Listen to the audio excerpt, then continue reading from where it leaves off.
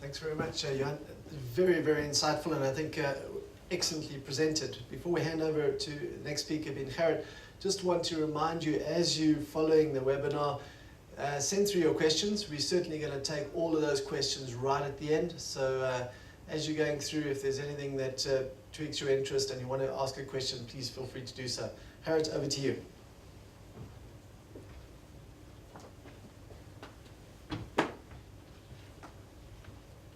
Thank you, Chris. Good afternoon, ladies and gentlemen.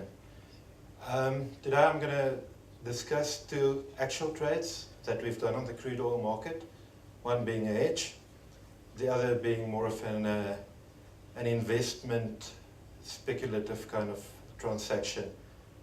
Before I get into the detail, I hope that you will humor me. The past week has been quite rough for us commodity traders. Gold price being down, well, 8% in one day. Oil also coming down quite a bit. And it made me think this morning, what is the difference between us commodity traders and a pigeon? Well, a pigeon can still make a deposit on a new BMW. Okay, I am going to be quite brief. I'm going to discuss a hedge that we did for a large diesel consumer, where we fixed the price, we did not cap it. Just to recap what Johan mentioned, when hedging you can either fix or cap your exposure. You will fix by trading long futures, cap by buying long call options. Now, hedging is quite an involved process, and when we speak to clients interested in hedging, you know, we take into account a lot of what the client's business encompasses. Particularly important is his risk appetite, his cash flow tolerance, volume consumed, as well as seasonality of consumption. Farmers come to mind, they've got a very seasonal consumption curve. Okay. Furthermore, what one needs to keep in mind about the South African liquid fuel market is that the price you pay at the pump is determined in the previous month. So, for example, the price of diesel in August is determined by the average rand-dollar exchange rate in July, multiplied by the international price of diesel during July, average price. Okay, let's get into this hedge. On the 20th of June last year, we did a hedge for a client. He consumes about 1 million liters of diesel per month, and he wished to fix his price for 3 months, being August, September, and October. The instruments that we used was the September 2012 Safex crude oil contract, and the graph just shows.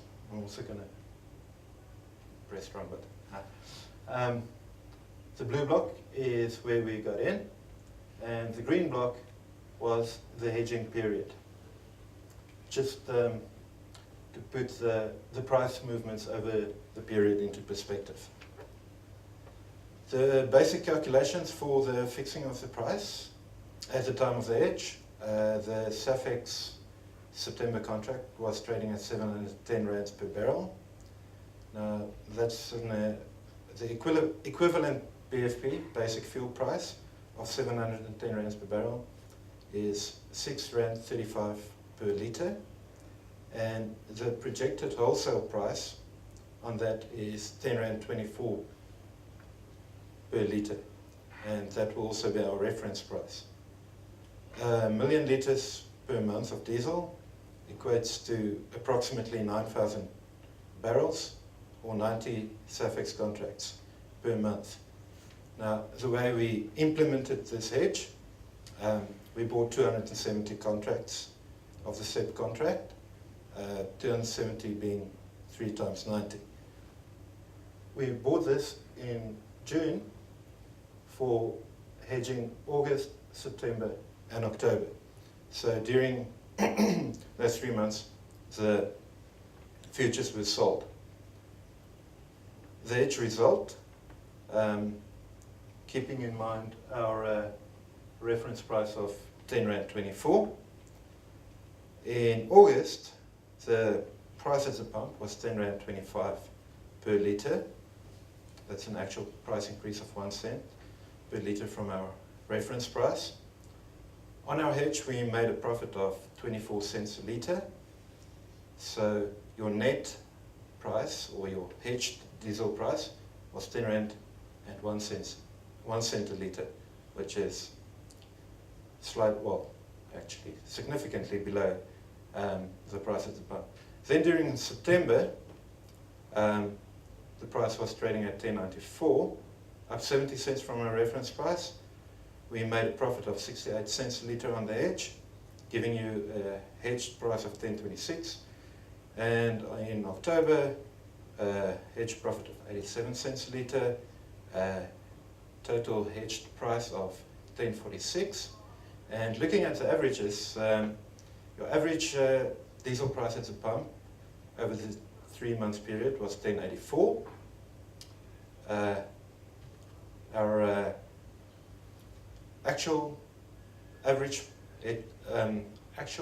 price increase at the pump, 60 cents a litre. Our average hedge profit, 59.7 cents a litre. So we were bang in line in fixing for the 3 months period the client's price that he effectively pays. Now, as Johan also mentioned, there are cash flows involved when trading on exchange. And basically the cash flow consists of 2 parts. Firstly, when trading on exchange, one needs to place an initial margin. That's a good faith deposit, normally in the range of 10% of the value of the contract. At the time of implementing this hedge, the margin on the SAFEX contract was 7,000 Rand per contract. We did 270 contracts, so that's just below 2 million Rand initial margin that the client needed to place. As we unwound the hedge as time went by to achieve the average price for the month, we closed out our futures positions and margin was returned to the client's account. On the graph here, we've got the margin in blue.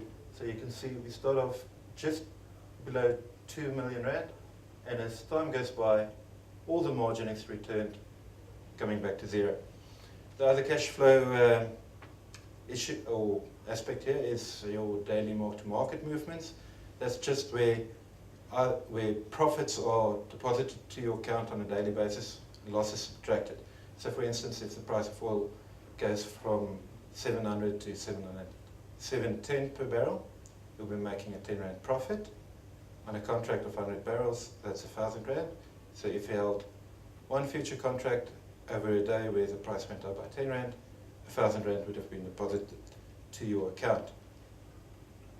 The red line shows your cumulative mark-to-market over the period of the hedge, and the yellow line is the combination of your margin and cumulative mark-to-markets being your net cash flow for the duration of this transaction.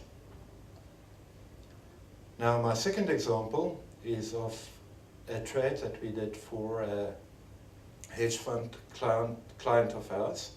It was a small test trade, just to show proof of concept. Now normally the WTI crude oil market trades in contango in the short term and in backwardation longer term. What that means is just in the short term, 2-3 months out, the price of the future is normally slightly higher than the spot price, and then as you move out further, 6, 9, 12, 24 months, the price of the long-dated future contract tends to be lower than the spot price. Now, I'm going to start off with the graph here. Normally, the price of the September WTI contract trades between 15 and 25 rands per barrel higher than the June contract. And typically during March, where we put on this trade, we're looking at about 17 rands per barrel spread, whereas the September contract trades above. However, this year during March, when we put on this trade, on the 22nd of March, the spread was only 3 Rand 20 per barrel. And we expected that spread to open up. So what we did for our client was we bought September contracts and sold June contracts, 20 of each. So we were long 20 September contracts on crude oil, short 20 June contracts. Historically, up till June, that spread tends to open up to 20 rands per barrel, and that is our target on this transaction. Up till now, since we've implemented that trade, the spread has opened up to 5 Rand 40, so we are slightly in the money, but still about 15 rands per barrel from our target price. Now, one would imagine that being long and short crude oil, that there is very little risk or zero risk involved, but as Johan mentioned, there is always risk involved when taking a view on the curve, which we did. Now, the two main risks that we identified in this trade was a change to the WTI forward curve or a South African interest rate cut. If you remember from our previous webinar, the SAFEX contract is basically a combination of the Rand-dollar exchange rate forward as well as the NYMEX future. So should we get an interest rate cut, the forward points on our FX forward will reduce, and we'll see the further dated contract coming down. To mitigate the risk to our first risk that we identified, that being a change to the WTI forward curve, we went and bought call options. There's a risk that if you get a substantial increase in the near month's contract, the forward curve is going to significantly change because the further dated contracts tend to react more slowly. To mitigate this, as I said, we bought call options. Well, in fact, we bought a call spread just to make the protection slightly cheaper. So what we did was we bought 950 Rand strike call options, and to finance them, we sold 1,050 Rand per barrel call options. So the trade summary is listed in the table. For the June contract, we are short 20 futures, we are long 10 950 calls, short 10 1,050 calls, and we are then long 20 futures in the September contract. Margin on this is about 110,000 rands for this specific structure. The graph shows the possible outcomes to this transaction, possible profit and loss scenarios. The light blue line was on the 22nd of March. So we started off being slightly out the money due to the cost of our call protection. And the black line, which is probably the more important one, is what the outcome of this transaction will be. Now, if you have a look, should the price of crude oil come down, we are looking at a profit scenario of just below 25,000 rands per barrel, up to 925 or 950. Should the price increase above 950, our call option, the 950 strike, kicks in, and that really turbocharges this particular structure up to a level of 1050, where our return call kicks in and our profit profile once again flatlines. Best case scenario on this transaction, about 125,000 Rand. Considering margin outlay of 110,000 Rand, getting more than double, potentially getting more than double your initial margin in the space of 3 months, we believe it's a very worthwhile transaction to get into. Our next slide is just once again a payoff profile. Excuse me.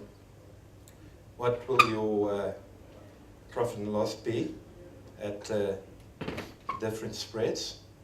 As I mentioned, we got in at 320, the spread is now 540. Our best case scenario is a 20 Rand spread. That is what we were looking for initially. And once again, you'll see that up to 950, we're looking at a profit just below 25,000 Rand, with a best case scenario of just under 125,000 Rand. I believe this is me for now. As I said, I was very brief, and we would love to answer any questions that you may have regarding either of these transactions or any other hedging related queries that you might have. Thank you for your time.